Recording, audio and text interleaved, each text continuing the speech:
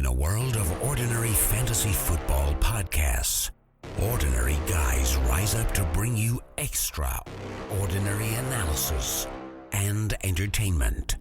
This is the Falafel House Fantasy Football Podcast with your hosts Kevin Cotillo, Sal Lito, and Stephen Marcus.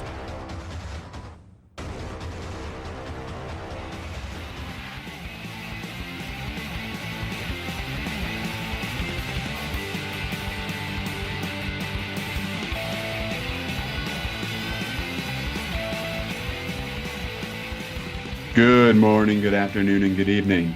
Today is Sunday, October 9th, and welcome into the Falafel House Fantasy Football Podcast. I am your host, Kevin Cotillo, and I have with me Steve Marcus and Sal Lito. What's up, guys? What's up? Whoa, Sunday night. I thought you were going to sing like a Peyton on Sunday morning kind of thing. No, I went with Carrie Underwood, my friend. Nice. That was impressive right there. That yeah, Whew. it was okay. But today, yeah, obviously it is Sunday. We are starting our new schedule. Hopefully you guys paid attention to us last week when we mentioned that we would have 3 shows per week. That's right, boys, 3 shows per week. Boing, oing, oing. Wait, I thought that's there only was a funny. drop for that. Sadly, only funny to us. So, just to before we get started, I just want to mention that you can follow the show on Twitter as @FalafelHouse. You can stop into the Falafel House chat on the Fantasy Life app and see all of us. You can follow me on Twitter. I'm @WallyCentral. I'm also @WallyCentral on the Fantasy Life app. You can follow Steve as @SidSkeet on both of those programs. And Sal has to be different as usual. So he is @LitoSal on Twitter and @Sal33 on the Fantasy Life app. Kevin, I was waiting for you to complain when you found out that I have a different name for DraftKings as well. Yeah, you did. I wasn't going to say anything because it is what it is. How many different names do you have? I have a lot of personalities. Is it an alias thing? Or? I sometimes have to move things around. Yeah, that's right. Do you have a guy that gets you the names? I got a guy. You need a guy? Because if you got a guy, I got a guy. Yeah, you got a guy. Nice. So it is Sunday night. There was all kinds of football going on today, and some of it good for Sal and I. Some of it was good for Steve, not so much. But not a lot of good. It happens. Rough to me. Football's been rough to me the last couple. Yeah, weeks. it's been punching you in the groin quite a bit lately. Repeatedly. Yeah. Yeah. Over and over. Things are getting sore. Things are getting sore. Oh, man. All right. So we are going to do, since this is the new format, our 3 times a week, I'm going to try and say that as much as possible, 3 times a week show here. We're going to go through some games. Obviously, we are going to get through the full Sunday slate of games. We may even mention a little bit about the game that is currently ongoing for us, which is the Giants and Packers. But we'll see how that goes. We're going to let Steve run through the games because he is a little sore and needs something to cheer him up. Yes. And Sal and I will just give some thoughts. Anything else we need to mention before we get started? Oh, I'd like to mention that for tonight's game so far, Eli poo-poo. Wow. Maybe that'll change by the time we get through all the games, and you can report some more happy news, Sal. Wait, do you want to know why? There's a commercial on right now with Eli Manning, and he has his football jersey on, and it's tucked into his jeans. That's why he sucks. Jesus Christ. That's funny. That's terrible. It is pretty bad. That's just a bad look all around. And for those of you listening, just so you know, Steve and I watched the game in real time, and Sal actually has the game on a delay. So we like to ruin things for him. So if we yell and he gets pissed, that's the reason. It just happens being quite here, often. you guys ruin things for me. Just being here. Ow. You're supposed to be the happy one. Steve's the sad one. Oh, I'm always happy, and I'm happy when I insult people. Oh, good. All right. So, Steve, you want to start? You want to start the games now? Absolutely. So, first off, we've got the Patriots over the Cleveland Browns, 33-13. And for the Patriots, Tom Brady is back, and he looked absolutely amazing. He goes 28 for 40, 400-plus yards passing with 3 touchdowns, All 3 of those touchdowns caught by Martellus Bennett. He has 6 catches for 67 yards. Gronkowski, though, he also has 5 catches for over 100 yards. So it was good to see all of those guys back in action. And for the Browns, Cody Kessler, he gets hurt in the first half after looking solid on a Cleveland drive. And, after that, it just led to both running backs had very, very, very bad days. Terrell Pryor got shut down. Gary Barnidge ends up having 76 yards, and the only touchdown for the Browns that goes to Andrew Hawkins. So, Kev, since you are the Patriots guy, what are you taking away from this game? Yeah, Brady's good at football. And for all of those people who thought there was going to be some rust or maybe it would take him a little while to get started, he had, 250 yards and 2 touchdowns in the first half. Yeah. He's good. He's very good. And this team is not going to, is built for him to win now. It's pretty impressive to me. I will say the one thing that I found interesting throughout this game was that LeGarrette Blount still found a way to get 18 carries. He only had 37 yards, so not a good yards per carry average at 2.1 there, but he did get you the touchdown if you were counting on him.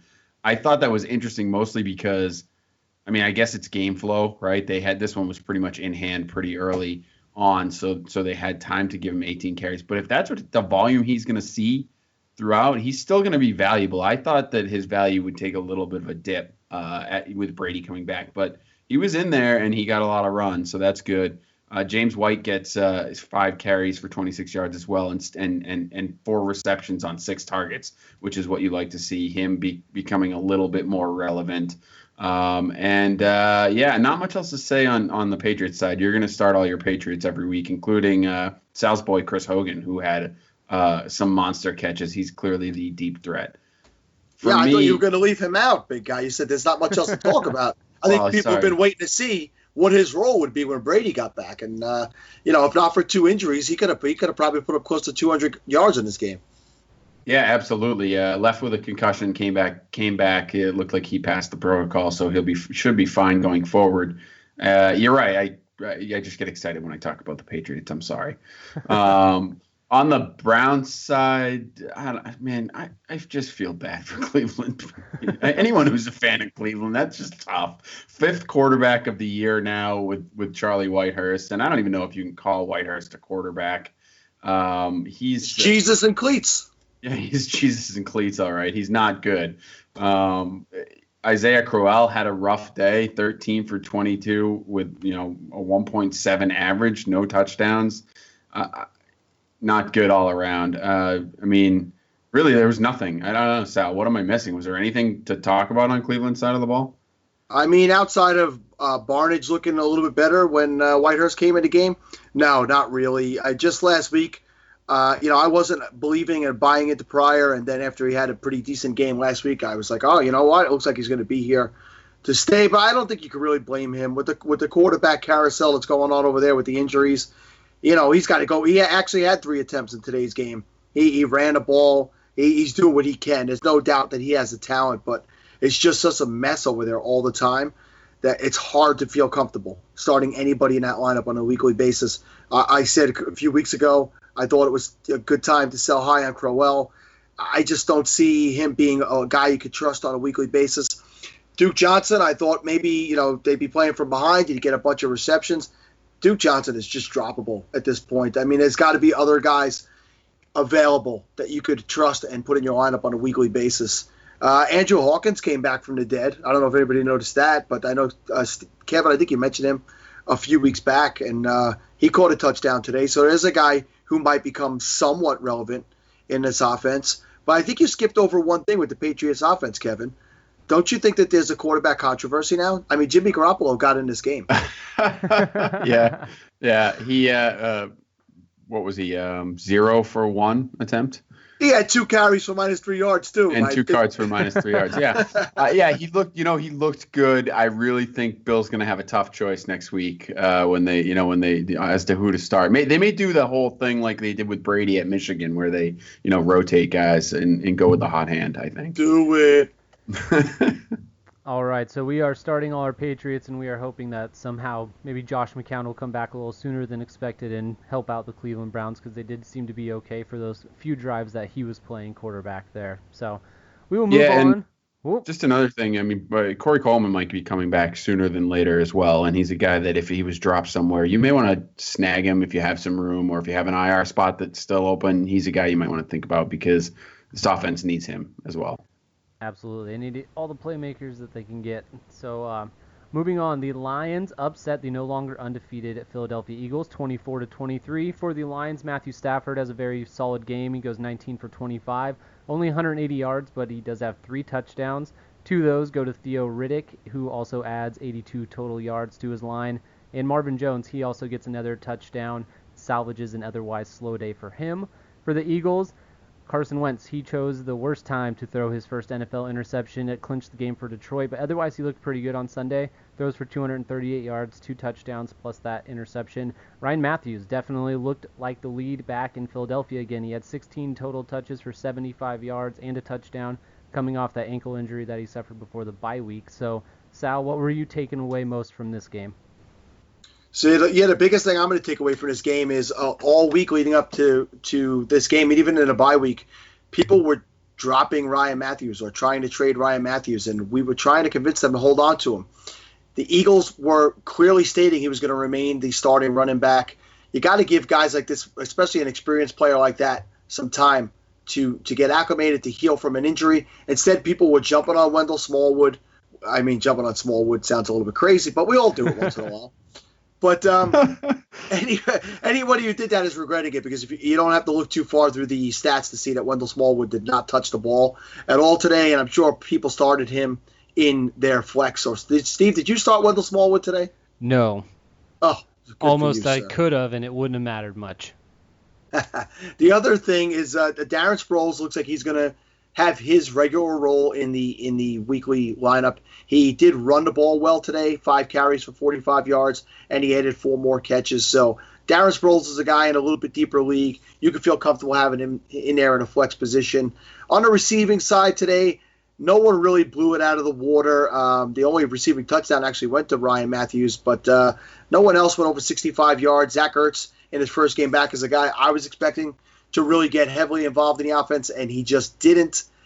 Steve and I had a little bit of a disagreement earlier today comparing Zach Ertz to Zach Miller, and I don't think either one of us won on that, because last I checked, Miller didn't do much either. Nope. And just skipping over to the Detroit side, when we coming into this game, we talked all week that this was a trap game for the Eagles. The Lions were desperate for a win. They had played well. They had lost a few games late. They jumped on top of the Eagles. They attacked early. Theo Riddick was clearly the best player on the field for the Lions today. And Marvin Jones continues to look like a wide receiver 1. He did not have a large receiving day, 4 for 37, but he did make a very impressive back of the end zone touchdown that just makes you confident to put this guy in your lineup every week. Golden Tate had a serviceable game. He carried the ball 3 times, but he had 3 receptions for 39 yards. He got tackled at the 1-yard line. But what I did see is that the Lions were trying to get the ball into his hands any way possible. So people who were thinking about dropping Golden Tate were going to give it one more week. I'd really hold on to him, because I think that they're going to do everything they can to make sure he's a weekly part of the team. And other than that, I'm going to hand over to my good friend Kevin. Yeah, that's an interesting note, Sal, on Tate, just because I think, this was a weird game, right? Stafford threw the ball 25 times, but only for 180 yards. But he did, Tate did have a total of 8 looks overall with 5 targets and 3 rushes. So I think you're right. They're going to trying to get him the ball. So I would hang on to him as well. I loved what I saw out of Riddick today. It was great to see him involved in both sides of the of the offense, as far as the passing game and the rushing game. I think he's better when he doesn't have to rush the ball too much. He did run it 11 times for 49 yards, but you don't want to see him get much more than that. I think that's probably his max there. But then he's also involved in the passing game, 6 catches on 6 targets, and he gets the 2 touchdowns. So he's a guy that I have on my bench in a lot of places this week. It didn't hurt me too much to not have him in my lineups. I think I'm still going to win in those places, but it would have been nice to have all those points in the lineup. For me, on the Philadelphia side of the ball, I think the one thing that stood out to me was Nelson Aguilar getting 7 targets. He only caught 2 of them, which is not good. So they may not continue, but it is interesting to note that Jordan Matthews only had 4, Dorial Green-Beckham had 4, Ertz had 3, Ryan Matthews had 5, and then there's Aguilar with 7, and even Sproles only had 4. So just something to note there and keep in mind if Wentz is going to be looking his way more often. Hopefully you get more catches, but he's a guy that's probably available in a lot of leagues right now. So absolutely. All right, well, we will move on to the Indianapolis Colts, who beat the Chicago Bears 29-23. For the Colts, you have Andrew Luck with another good outing. He throws for 322 and 2 touchdowns. One of those goes to Dwayne Allen, but T.Y. Hilton was the main benefactor from Luck's big day today. He has 171 yards and a touchdown, getting 11 targets. For the Bears, even though they lost again, Brian Hoyer has a good game. He throws for almost 400 yards, coming up just a little bit short of that. He gets 2 touchdowns, doesn't have any turnovers. Jordan Howard, been a huge pickup for fantasy players on Sunday. He has 118 yards rushing, 45 receiving, and has a touchdown catch. Cameron Meredith also has a great game filling in for Kevin White. He has over 100 yards receiving and a touchdown. So, Kev, what are you taking away from this one? I mean, I think you have to take away Hoyer, right? I mean, he's the first thing you're going to look at when you see this. I mean, another game over 300 yards. He has 2 touchdowns, 120 passer rating, throws 43 times. I mean, in a game, on an offense that's going to have to throw a lot because the Bears defense really just isn't that good. I think he's a guy that people have to start taking notice of because I don't think Cutler's getting his job back. I think that Hoyer's probably going to be the guy. I know it's a lot of money to be sitting on your bench when you're talking about Cutler, but how can you bench a guy that's throwing for over 300 a game? I don't see it. Jordan Howard looks good. He looks like a good running back. I mean, he's just very good. He's much better than Langford. And so is Langford going to get his job back? I don't know. I mean, probably not.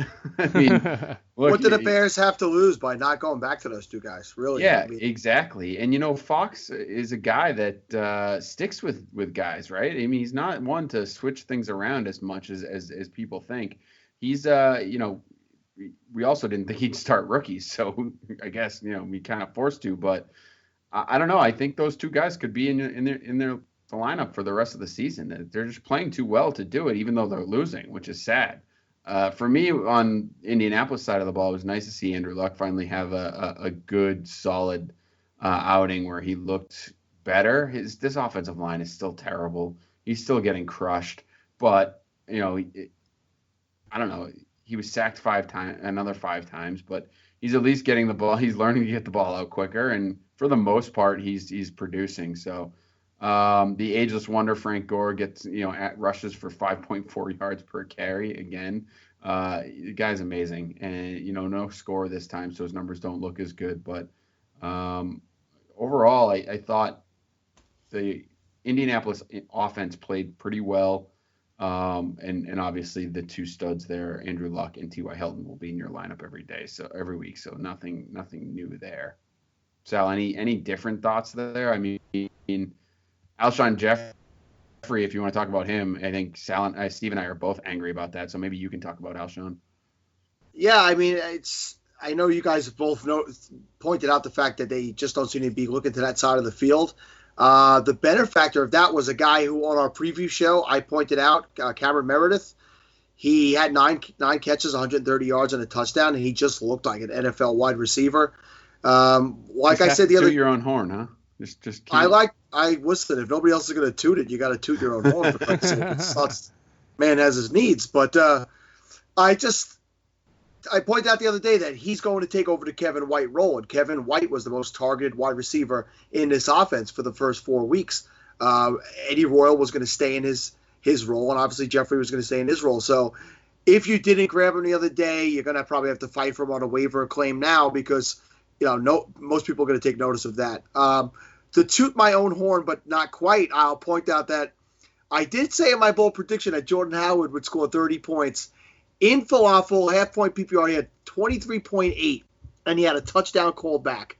That touchdown and that yardage would have been enough to put him over 30. So it's not 30 though, is it? I'm not tooting. I'm just kind of rubbing the horn, just rubbing it a little. If that makes any sense to you, Kev. Did you say you're rubbing your horn? I'm rubbing the horn. And as I look over the stats, I'll apologize to Steve because Zach Miller actually had 7 receptions for 73 yards, which is a nice day in a PPR league. Yeah, for a tight end in a PPR league, that's a solid day. You'll take that more often than not. And I'll just say, listen, Philip Dorsett is a guy that we thought would step in and not necessarily be Moncrief, but at least be a solid fill-in player. And outside of a random deep touchdown, he doesn't look like a guy that you can feel very comfortable playing right now. He didn't even get most of the work. I seen Bray getting a lot of action, especially towards the goal line. And Dwayne Allen, who I was ready to cast off a week ago, stepped up and had a pretty nice game. Again, that's the type of thing that Dwayne Allen does. So there's a good chance you start him next week and you're pretty pissed off because he doesn't do this. But other than that, I figured the Colts would win this game because it was another one of those games where they were desperate for a win after losing a couple of tough ones. And I believe I got that one right in the pick 'em and Steve didn't. All right. We're going to move on now. We've got the Tennessee Titans over the Miami Dolphins, 30-17. For the Titans, for all the crap that Marcus Mariota gets on this podcast, he has a huge day on Sunday. He passes for only 163 yards, but also has 3 touchdowns, then rushes for another 60 yards and a score, netting you 32 fantasy points on Sunday. Delaney Walker gets a touchdown, as well as Andre Johnson and Rashard Matthews. And then you've got DeMarco Murray. Also, he rushes for 121 yards, does not get into the end zone, but looks very solid again. And then on the Dolphins, the Dolphins are really bad. They are bad. Ryan Tannehill throws for 191, no touchdowns, 2 interceptions, gets you 3 fantasy points this week. Jay Ajayi has 42 rushing yards and scores his second touchdown of the season. Jarvis Landry has an ugly day, 3 catches and 28 yards, and then Devontae Parker has 2 catches for 70 yards. So, Sal, what are you seeing to take away from this game? Yeah, what I'm seeing is what we've all saw for the first few weeks. DeMarco Murray looks like a guy who's trying to make a point. He's running hard. He got 27 carries in this game today, and he grinds out every yard. And the shame of it is Derrick Henry has looked great when he's touched the ball, but Murray's looked so good that Henry's just not going to get the long look. Henry had 7 carries for 54 yards today. I mean, they ran the ball pretty much at will on this Miami team. Delaney Walker showed up again today, which was nice. I know Steve and I both need him in a couple of places. So he's a top 5 tight end on a weekly basis. You should always feel comfortable getting him in your lineup. Andre Johnson reared his fat little monkey head again and caught a touchdown. And what that's doing to me is Andre Johnson he's stealing targets and touches and touchdowns away from Tajay Sharp. Tajay Sharp is a guy I was really high on in the preseason, and I've had to start him in the Scott Fishbowl because of a couple of injuries and a couple of guys that are out, and it's killing me. Rashard Matthews, he popped up today and showed his head with a touchdown. Over on the Miami side, Jay Ajayi looks good to me. I mean, only 13 carries for 42 yards and a touchdown, but he did have another touchdown that was called back. I believe it was on a hold, but he looks explosive, and he looks like he's running with a purpose, and he's a guy I think that, heard the footsteps and decided to step up and hold on to his job. So Devontae Parker is another guy who's hit or miss. He did have 70 yards, but on 2 catches. He's a big play guy. And what he has done, though, is really made Kenny Stills disappear for me. And Kenny Stills is a guy I can't trust getting in my lineup anymore on a weekly basis. So, Kev. Yeah, for me, I disagree with you on Ajayi. Only because, I think he did look good on a couple of runs. I mean, I didn't watch this game exclusively, so I didn't see it all, but he looked okay on a couple of runs. He does have a little bit of burst, but he still only had 13 carries for 42 yards. He did get the touchdown, and I know you said he had another one called back, but you're talking about a 3.2 yards per carry average. That's not good. And the way this offense works, I don't know. I don't think it's going to matter. I think when Foster comes back, if Foster comes back, he's going to cut it. I don't think any of these guys are going to be really very usable anymore, to be quite honest with you. And I that's sad for me because I had hopes for Foster as well. I just don't think this offense is going to be good no matter what. So hey, I don't want to cut you off, but let me ask you this question. So Miami's obviously looking like they're not a good team and have fallen apart. So at what point do they decide we're not going anywhere? What gain do we have by continuing to play Arian Foster? Let's give Ajayi a longer look and see if the kid actually has some potential, or are we going to need to go in another direction next year? Yeah, sure. That's entirely possible. I certainly wouldn't put it past them. I think they should do that with Tannehill too. Agreed. Definitely agreed. It's ugly. Give anyone else a chance. But I do think, they signed Foster. They'll probably run with him for a little bit. But like I said, I just don't even. You could give either one of them the exclusive carries. I don't think they'd really be worth it. And that's saying something, because in fantasy it's all about opportunity, right? I mean, if you're going to tell me one guy gets every carry for a team, I'm probably going to start him. But in this offense, I might not. That's kind of where I'm at with them right now. I think you are right about DeMarco Murray, though, because he does look good. I do worry about Derrick Henry creeping in the background, and whether or not that will, those carries will ever start to tick up when, depending on how this season goes for them. In particular, I mean, like you just said, couldn't they do the same thing with DeMarco Murray that they do with Arian Foster on the other side? If they're not going anywhere.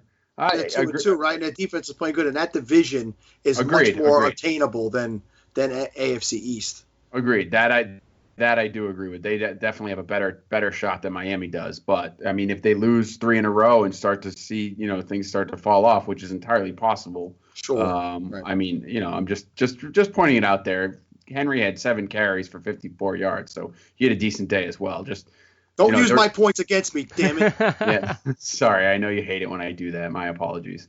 And look, I know Mariota had a good fantasy day. I know he had the touchdowns and he got you a lot of points, but he threw it for 163 yards. Do not start him next week. Do not start him just because he had 4 touchdowns. Let's stay away from Marcus Mariota even still. And for a while, look, I know I'm bouncing around here, but we thought Landry was the only guy that was must startable. I don't even know if he is anymore. So. Oh, after 1 week, he's had a nice start to his season. Yeah, I'm not giving up on Landry yet. I'm not ready to quit him. I'll be starting him next week. Whoa, hey!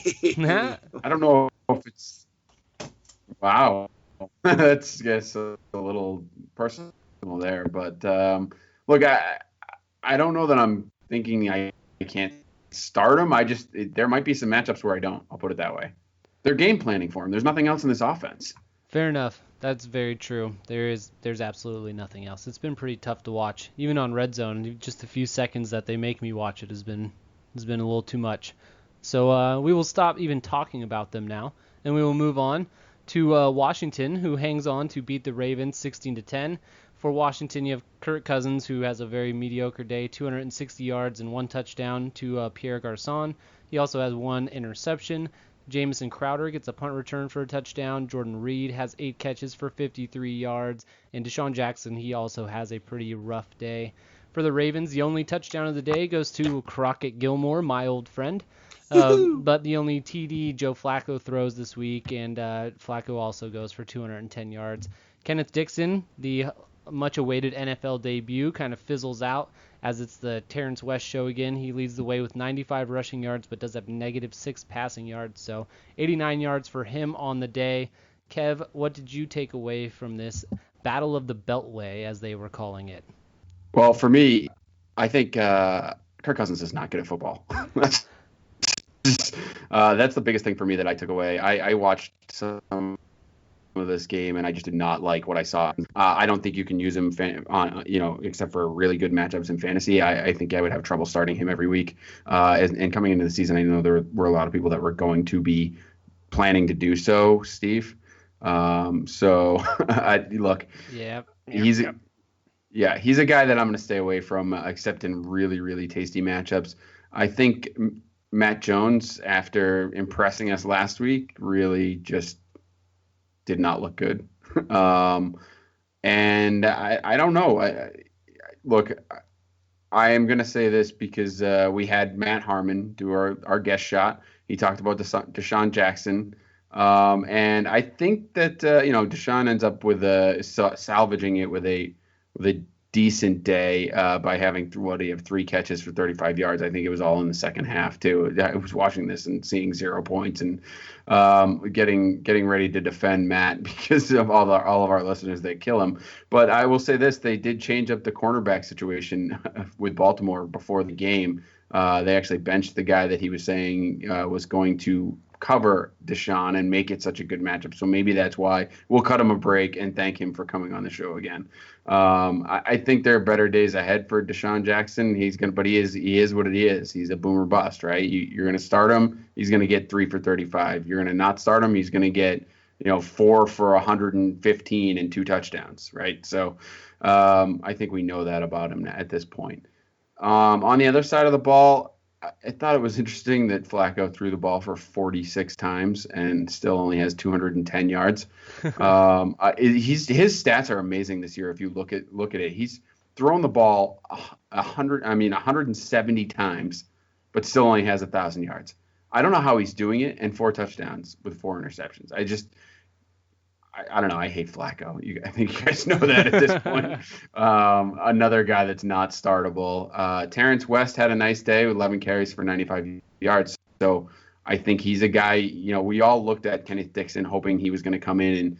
And, I think we all said wait a little bit on him. Wait, at least this game. He had 3 for -1, which doesn't get you anything. Did get a target and 1 catch for 6 yards. But people are going to look at the Terrence West numbers and think, all right, he's the starter going forward. I'm going to keep him in there every week. It's not going to be like that. Kenneth Dixon will continue to, increase his workload as time goes on, I think, and you will see him get better. So don't stick with Terrence West, all the way, I guess is the best way to say it. Sal, any other thoughts on this game? Yeah, until I see something different, I'm sticking with Terrence West. The guy looks good. The guy looks good. Flat out, he's passing my eye test. And while I do agree, we'll go back to the same point we made before.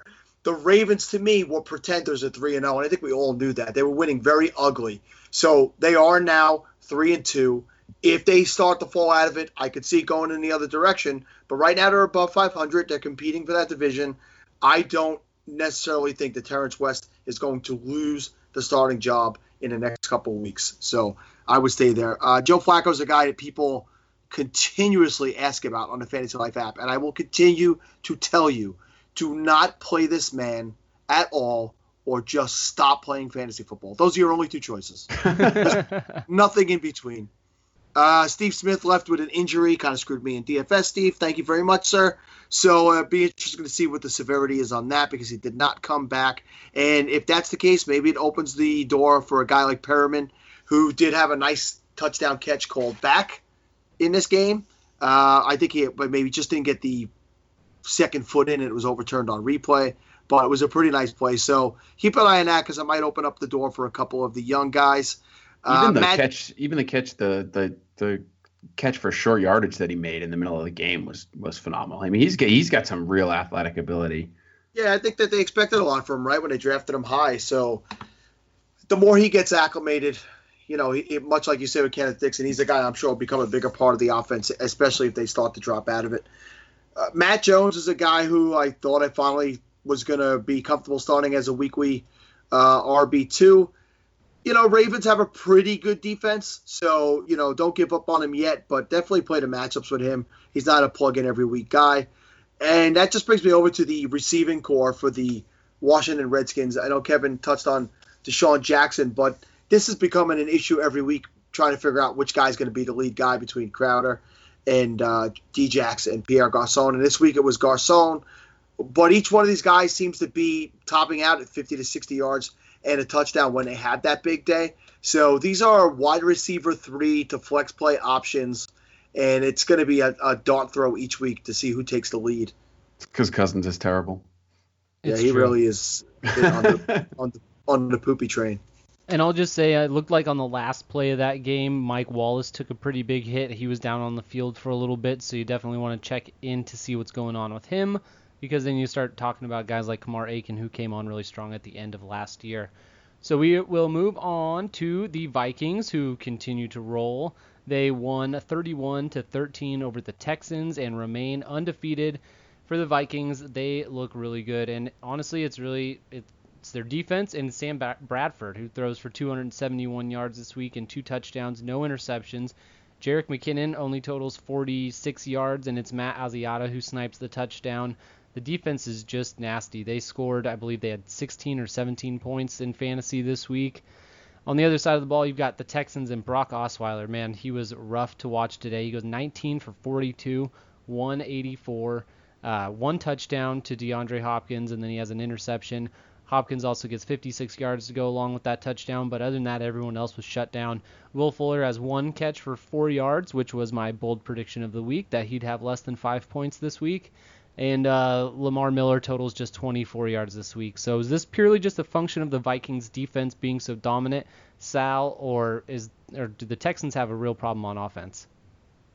Oh, the Texans have a problem on offense for sure. I mean, Brock Osweiler was a real hit or miss guy when they signed up for all that money in the first place. This was not a guy that I could realistically have seen gotten that kind of money, and he's really hindered the other fantasy starters on this offense on a weekly basis. Yeah. DeAndre Hopkins gets. I'm sorry. What do you No. I was gonna say, wait a minute, because I have to ask Steve. I know we'll get to Denver a little bit later, but would you rather have Osweiler or Paxton Lynch?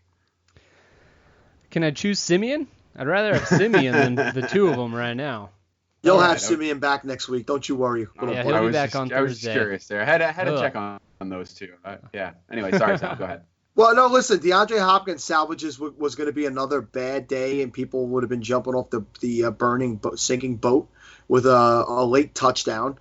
And yeah, Alfred Blue actually performed better than Lamar Miller in this game. I don't think that means there's any threat for anybody to be losing position, but why so few touches this week for Lamar Miller? Is he banged up? Is he not taking the beating well of all the early touches, or was it just a matter of we're getting our butts whooped, let's reserve him? So that's tough to tell. Over on the other side with the Vikings, I'm going to toot my horn a little bit, but then also smack myself for it, because I picked up Adam Thielen in 2 leagues this week, and he is sitting on my bench with 20-plus points in 2 leagues this week.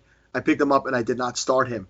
But this is a guy that, in my weekly article that I wrote for Lawful.com, and I think in one of my waiver wire pickups, and Kevin has even mentioned him as well, as a guy I've been saying he was getting the second most looks behind Diggs, and with Diggs out, he stepped up today big time. Yeah, he could go back to being a regular 4-catch, 45, 50-yard guy, but he's a guy that should be added in your leagues because he has gotten a ton of looks and a ton of targets. And Cordarrelle Patterson had a receiving touchdown today. I wasn't even sure he was still on the team, but look at him stepping up and getting a touchdown. A couple of weeks in a row now he's starting to get involved. I mean, you're not seeing a ton, but, it's something. For me, and, Sal, you were definitely on the Thielen bandwagon before I was, so I'll give you credit there. I did have him in the Scott Fish Bowl this week, and I think he saved my team because I was struggling to fill out the roster, and luckily grabbed him. He wasn't picked up on waivers, which was impressive, so I actually snagged him Friday. So that was pretty nice. Great start from him. He looked good. I think he earned himself some more playing time, even with when Diggs comes back. So hopefully he'll get some more looks, 8 targets, 7 catches. So for me, the other thing I wanted that strikes me as interesting is we had a lot of questions on the Fantasy Life app today and either this morning and all week really about Jerick McKinnon and just people putting him over so many others that I would not even come close to putting him over. And I think you saw why I'm hesitant to do so. 20 rushes, 36 yards, 1.8 yard per carry. I know not all their days are going to be like this, but and Matt Asiata actually had a decent day with 14 for 55 and a touchdown. But think about this, Peterson couldn't run the ball. Adrian Peterson could not run the ball with this team when he was playing before he went down. He had under a 2.0 yard per carry average, I believe, if somewhere around that neighborhood. It was 1.8. 1.8. So, look, this team is not going to be great at running the ball every day or every week. So now they have two guys that are splitting the touches that Peterson would have gotten. So just something to keep in mind. Don't look at one of them might get you a good start from time to time, but you're not going to, to me, you're not going to know which one. And I think their flex plays at best on certain matchups. So that's my thoughts on this particular game. I think it's time to panic with Lamar Miller, though, Sal. I really do. I know you said that you don't think that the touches were something that you'll see going forward, and I'm not saying Alfred Blue is going to eat into his carries that much every week, but he just doesn't look good. He doesn't look comfortable. He's not getting room to run. He only got 1 or 3 targets in the passing game in a game that they were behind. So that's just concerning to me because he should be getting involved in both aspects a lot more than he is. And I know they were down. They were down by a lot, but I think it goes back to the Miami days. They didn't use him as an every down feature role back because maybe he just can't hold up to that. And we're finding that out, and unfortunately, the Texans are finding that out. And I'll just say real quick before we move on, shout out to Jetty. I know it's only 1 week in, but the other day he said he'd rather have McKinnon than Gurley for the rest of the season. So, like I said, only 1 week in, it's early, but I'm liking the Gurley side for that one so far. We roll on. We've got the Steelers offense that is still firing on all cylinders, beating the New York Jets 31-13. For the Steelers, you've got Big Ben with another big game, throwing for 380 yards and 4 touchdowns. 2 of those go to Sammy Coates. 1 of them goes to Antonio Brown. Sammy Coates has 139 yards to go along with his scores. And then you've got Le'Veon Bell with 154 total yards. He's caught 9 balls out of the backfield, so good day for him. On the Jets side of the ball, they ultimately struggled again, not being able to finish any of their drives. Ryan Fitzpatrick throws for 255 and a touchdown. Didn't have any picks this week, so that was good. Brandon Marshall has a nice afternoon. He caught 8 balls for 114 yards and did get a touchdown. So what are you taking from this game, Kev? For me, Le'Veon Bell is really, really good at football and fantasy football in particular, right? He didn't have a great day on the ground, but he makes up for it with the 9 catches for 88 yards. I mean, he's just that's what's so great about him. That's why he is a number 1 running back in fantasy, because days that he doesn't run well, he will save you with the receptions. Sammy Coates looked great. He's fast. He's big. He had 11 targets. Ben was looking his way. 11 targets each for Coates, Bell, and Brown, which is pretty impressive there. I think look, another 4 touchdowns for Roethlisberger, and I'm actually sad at myself for having backed off my Big Ben for number 1 quarterback this year statements. I dropped him down to 4 in my preseason rankings, and I wish I had kept him. I wish I had been bold enough to do it. I thought the injuries would catch up to them, and with Bell out and the injuries in the beginning of the season, they had, but this offense just looks amazing right now. I think you can start all of them confidently. Bell, Brown, Roethlisberger are obviously number 1 guys. I think Coates is going to be a flex-worthy play or a wide receiver 2 at most weeks. I think Jesse James is as to Sal's credit, is a great pickup because he's getting looks. He got 8 targets in this one. So I think all your Steelers are good plays. On the Jet side of the ball, that touchdown catch that Brandon Marshall made was ridiculous. He's just very good at football. Yes, he is. That was awesome. For a bad quarterback who still doesn't, I know he didn't throw any picks today, which is woo, but Fitzpatrick's still not good either, and but Brandon Marshall can make anyone look good. I thought it was without Decker, look, Quincy Enunwa is good. He's a nice little player. He got you 51 yards on 4 catches. But he's not Eric Decker. And for people to continuously slot him in where Decker was and assume he's going to get Decker's numbers, he is not Eric Decker. Can I say that any clearer? One more time? You guys get it? One more time? Yeah, Quincy Enunwa is not Eric Decker. Got it. I'm writing it down. There were a lot of questions that, start-sit questions that centered around Enunwa starting over people. And I think people were valuing him at the Decker spot, and he's not that guy. He'll have some nice games. He'll have some games like this, which are very mediocre. And then he'll probably have some duds too, but just be careful where you're starting Enunwa. Sal, any further thoughts there?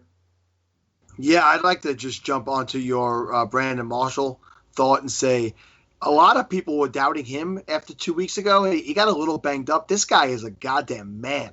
He is just, he's got such a history, a proven history of being, this is what a stud wide receiver is. This is a future Hall of Fame stud wide receiver. Don't doubt him. Don't question who he's going up against. Start him every week. If you're able to draft him in the second round, maybe I think I got him in a place in the third round. What a steal you got, because this is a guy who you could plug in every week with confidence. Interestingly enough, Austin Seferian-Jenkins got in the game today, and he caught 2 passes, and it's the first receptions at all for a tight end for the Jets in 2016. It took them to the 5th game to get a tight end involved in a game. So I'm going to keep my eye on this because, like what Kevin's saying, with Decker out and Enunwa being a good but not great player, maybe they start to get Austin Seferian-Jenkins, acclimated to the offense and into the game, and it could be an interesting play going forward. Sammy Coates did have a huge day. I had him in 3 leagues, starting in 3 leagues, and I had him in all my DFS lineups for early games. He dropped a wide open gimme touchdown at the goal line. And this is what's going to frustrate you about this guy, because he has unbelievable size and speed, but he doesn't know how to catch the goddamn football. Jesus. So while I was, this was my breakout player of the year, and I'm super, super high on him, he's not Martavis Bryant yet. So just be careful on that. And, other than that, I think he has definitely buried Marcus Wheaton on the depth chart. That's one thing that's definitely come out of this last 2 weeks for me. Absolutely agree with you there. We roll on to the afternoon games. We've got the Falcons, who go into Mile High and hand the Broncos their first loss of the season, winning 23-16 for the Falcons. Yeah, it was a pretty rough game to watch. Matt Ryan only completed 15 passes on Sunday, but he did turn those into 267 yards and a touchdown.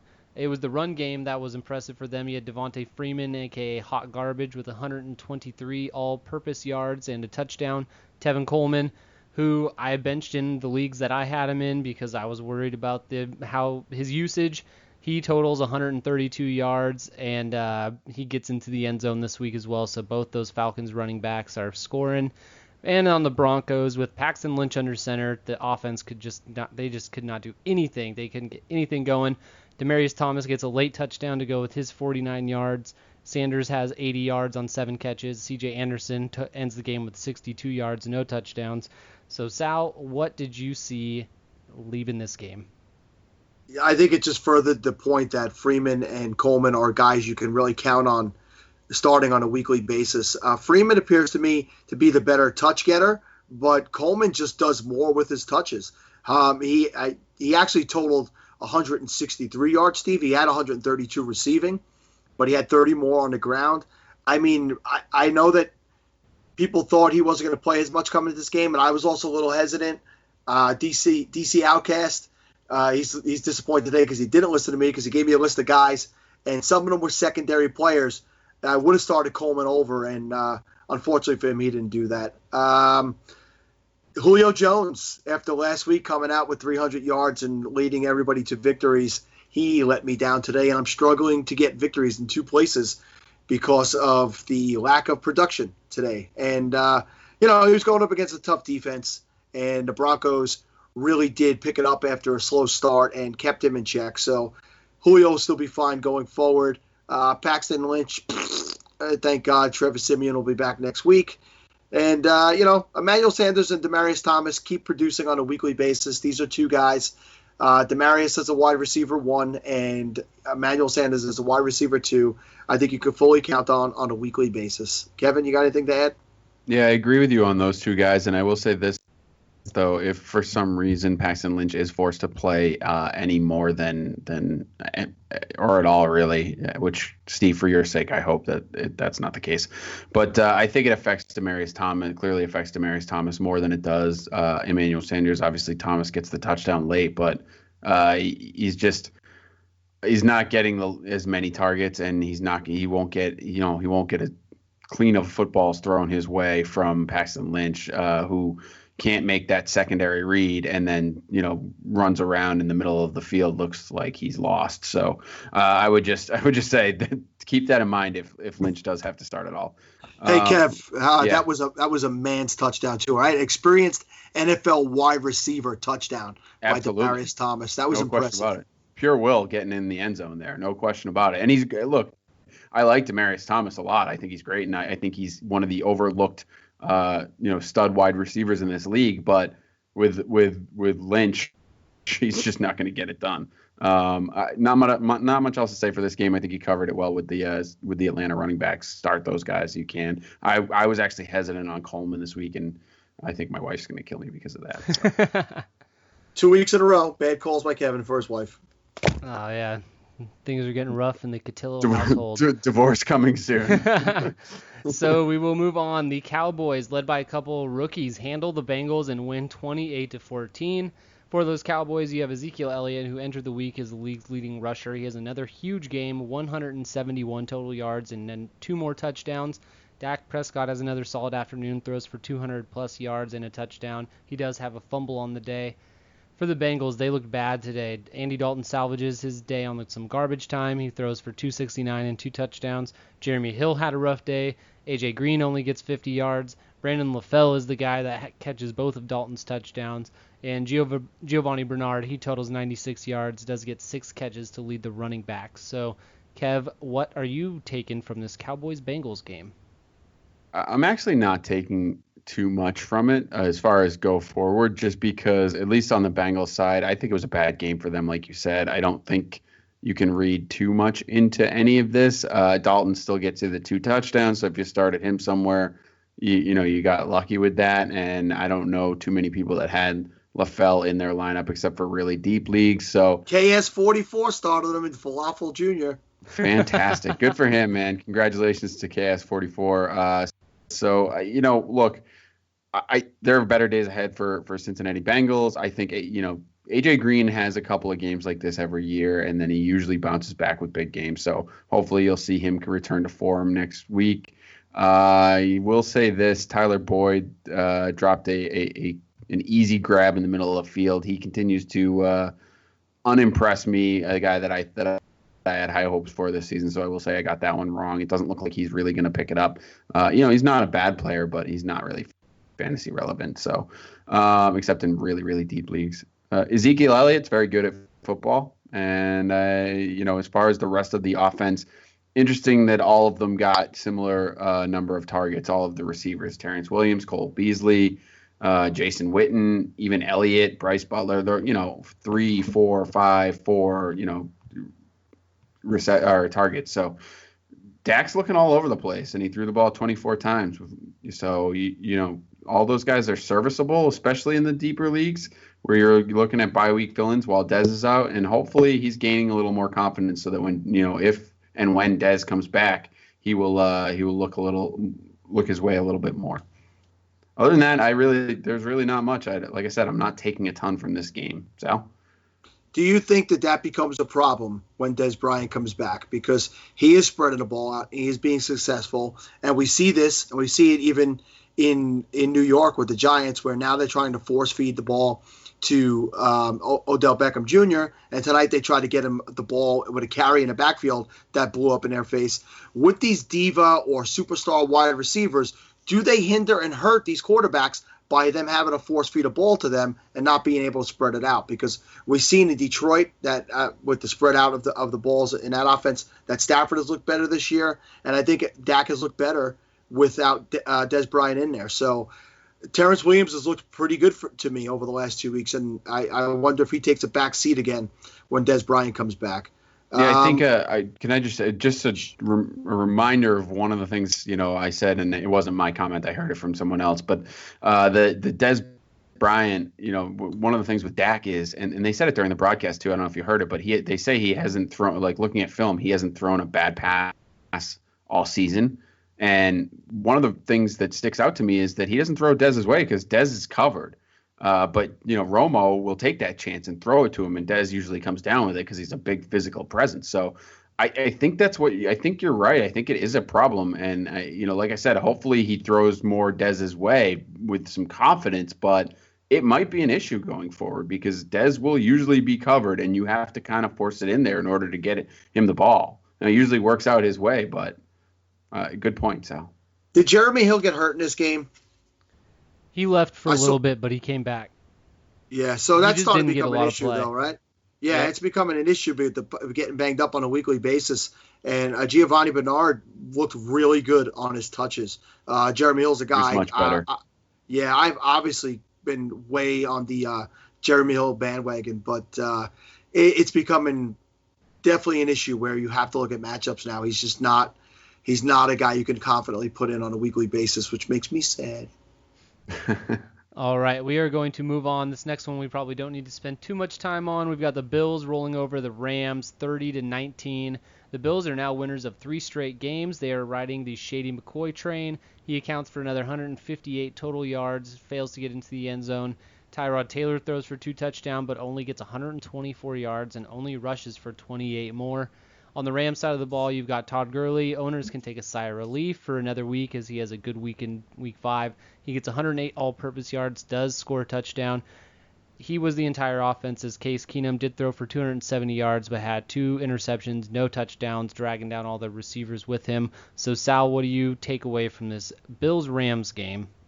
Yeah, as a McCoy owner, if you watch this game, he had a huge 70-plus yard run. He got tackled at the 5.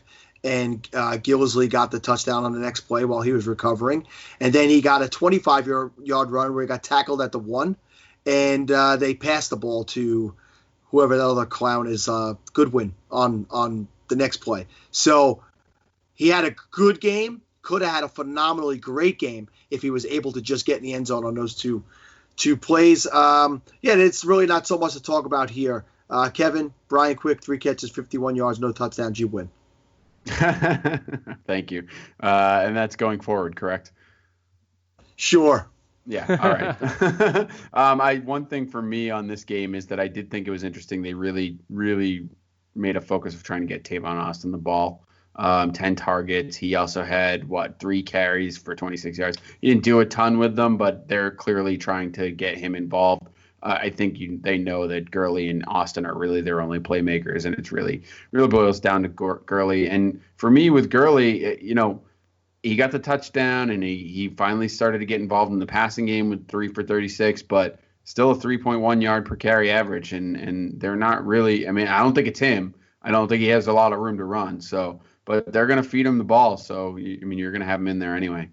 Absolutely. Alrighty, we move on to our final afternoon game. Oakland hanging on to defeat the San Diego Chargers. For the Raiders, if you kept faith in Amari Cooper, then you were rewarded today. He could have had an absolutely huge day, having 2 more touchdowns negated on top of the one that he did catch, going along with his 138 yards. Michael Crabtree finds the end zone again, and then you have Derek Carr with another good afternoon, over 300 yards passing with 2 touchdowns and an interception. For the Chargers, Phillip Rivers has another great game.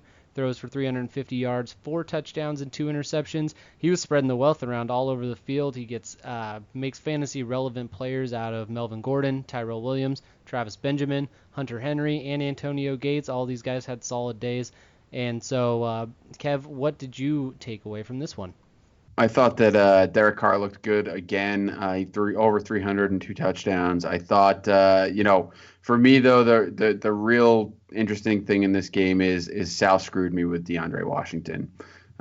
Sal's Raiders just continue to screw me over with running backs. It's just constant. Why do they do that, Sal? You, as a Patriots fan, are telling me about being screwed over by running backs in fantasy? Yeah, I had DeAndre Washington in a lot of daily fantasy lineups, so that's why I'm saying he screwed me. It was a timeshare, right? It was a clear-cut timeshare, but the one thing I did find interesting is that nobody really did very well. They combined all of the running backs rushed for 3.3 yards per carry, so a lot of the people that were saying Latavius Murray isn't really that good, he's going to lose his job. Well, he is going to lose his job, and he is going to share carries, but I don't think he's not. I don't think it's his fault that he's not that good. So I think there's something wrong with this offense to begin with, as far as the running game is concerned. So I don't know who you're going to be able to trust going forward. We don't know how long Murray's going to be out for, and it's a true timeshare to begin with anyway. So I'm staying away from the Raider running game, and luckily you don't really have to bother with it because they're so good at passing the ball. Jalen Richard did get 6 for 66 on the through the air. All right, and on the San Diego side of the ball, I really feel bad for them. They do everything in their power to win the games and just lose. I don't know how they're doing it, but they are. Phillip Rivers got you 4 touchdowns. He had 2 interceptions. He looks okay. I feel like he's struggling with his offensive line and he's struggling with his receivers, but he's putting up numbers because they're behind a lot. So. I think you can expect stuff out of this offense because of how poor they are, but defensively, and they're gonna have to throw a lot. So guys like Tyrell Williams, Travis Benjamin, who interestingly enough had the exact same number of yards. Tyrell Williams gets the touchdown, so I guess he's the guy for this week, but. It's gonna be a mess in San Diego, but there will be fantasy goodness. Interesting for me, I thought Hunter Henry looked really good, 3 catches, 74 yards and a touchdown, while Gates still had 30 yards and a touchdown. They're gonna use both of these guys going forward, so I think it's gonna be a struggle which one you're gonna use, much like the wide receivers. But I think you can probably get serviceable games out of both of them from time to time. So. And like I said, they're going to be down and throwing a lot. So that's my thoughts there. Boy, Henry just looks good getting downfield, right? I mean, that big catch that he caught getting downfield. For me, if you watch this game, those 2 interceptions by Rivers were just absolutely beautiful. No, brutal was the word I was trying to get out of my mouth. One of them looked like a punt. It just sailed. The guy was 10 yards in the clear, and he could have called for a fair catch when he caught it. Another thing. Second week in a row, Melvin Gordon fumbled. Probably cost them the game this week because they were driving to either tie the game or take the lead at that time. And if you're in fantasy right now, I'm in a dogfight with Brandon, and those 2 points are killing me where he fumbled. So that's something to keep an eye on. You're still playing him. He's leading the league in touchdowns with 7, so you don't want to shy away from that. Other than that, what else did we see in here other than Amari Cooper looked great, but gave up 3 touchdowns, 3 separate times where he could not get feet in bounds, where he could have had an unbelievably monster day, a day that probably would have been unheralded this year. So this is something as a young guy I'd really like to see him get together, both as a fantasy owner and as a Raider fan, because his talent is just, it's all there. He's just got to work on that the footsteps. It's pretty depressing to watch that. So, other than that, Steve, I got nothing else. All right. Well, neither do I. That's it. We did it. We did them all. We have too much time left in this night game. We will have to talk about that one on Tuesday. All right. Well, that's good. I'm pretty impressed with us for getting through all those. It was a struggle. I'm sure most of you hopefully won't hear how much of a struggle it actually was. We had some technical difficulties along the way, but I think that was good. So just a reminder to everyone that we are, as I said several times at the top, we are doing 3 shows now. So we will be releasing shows on Monday, Wednesday, and Friday. So get geared up for that. Actually, I guess they come out early enough that you could call them being Sunday, Tuesday, and Thursday. But they'll be there for you when you wake up on those mornings. And let's get in some quick final thoughts. Steve?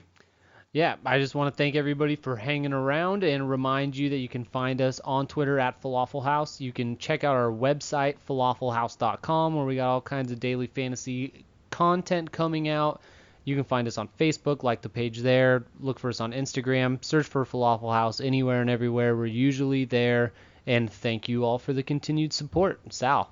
By the time you hear this, you'll know the answer to this. But Eli Manning, if you don't throw a touchdown in the next 6.5 minutes, you really are a pants-tucked-in piece of crap, garbage son of a bitch. Kevin? All right, and for me, I just want to give a quick shout-out and thank you to my co-hosts. Thanks, guys. I really appreciate the work that you do on this podcast and putting up with the my technical difficulties tonight. So I appreciate you both, and I look forward to our next show. And until that time, Steve, hit the button.